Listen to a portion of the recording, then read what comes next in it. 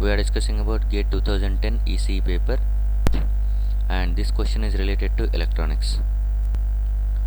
In a uniformly doped BJT, assume that Ne, Nb and Nc are the emitter, base and collector doping in atoms per centimeter cube.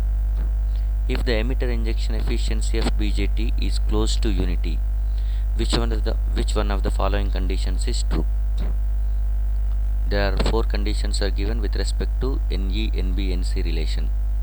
So the right option for this question is B. Emitter doping is very high compared to base doping, and base doping is high compared to collector doping. Generally what we know is a BJT is going to be treated as, which will be consisting of emitter, base and collector, and base is sandwiched between emitter and collector regions.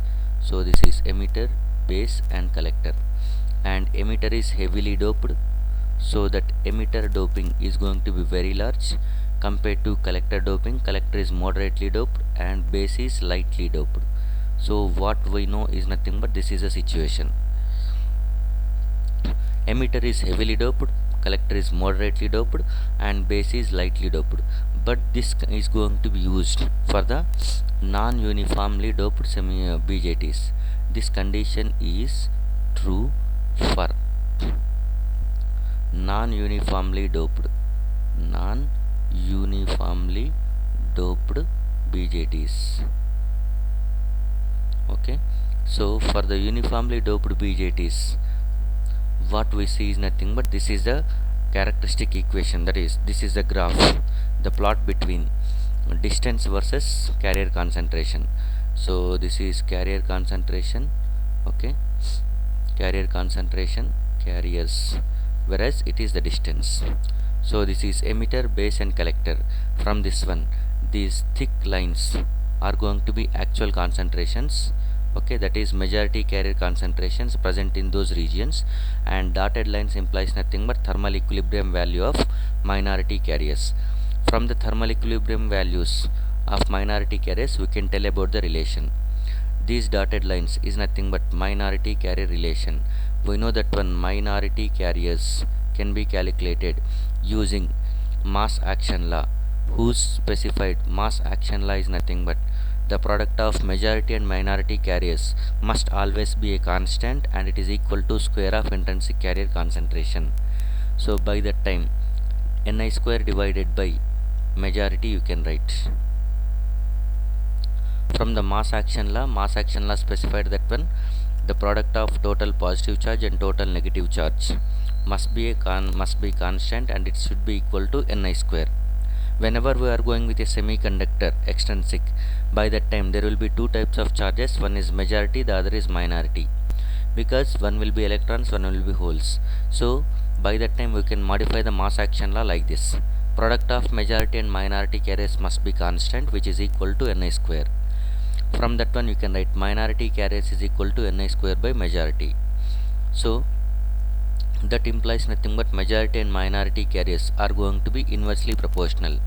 If minority carriers are small, at that time majority carriers are large. So majority and minority are going to be related to inversely. So majority, that implies nothing but minority carriers and are inversely proportional to majority carriers.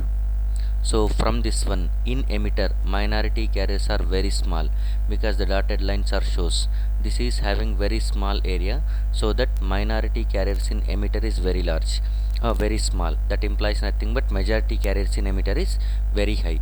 So Ne is going to be very large. Next, Nc, if you are observing, that is base. In base, minority carriers are slightly greater than the emitter. That implies nothing but majority carriers are slightly lesser than this one. So Ne is going to be greater compared to Nb. These relation related to majority carriers, whereas this dotted lines related to minority carriers. Next, if you are looking at the collector side, the dotted lines is going to be the area under dotted lines is very large. That implies nothing but more minority carriers in collector. So more minority carriers is nothing but less number of majority carriers. So the less number of majority carriers is nothing but Nc. So the relation is Ne should be greater than Nb, Nb should be greater than Nc. Okay, so the actual for uniformly doped, the right answer is nothing but this one. Ne should be far greater than nb and nb should be far greater than nc. Why we are using far greater is nothing but, actually the relation is nothing but exponential, but we are showing it as a linear. Even though there is a small change in minority carriers, exponentially it will be very very large, so that we are going with ne proportional, ne is far greater than nb and nb is far greater than nc. So the right option for this one is going to be B. This is the right answer. Thank you.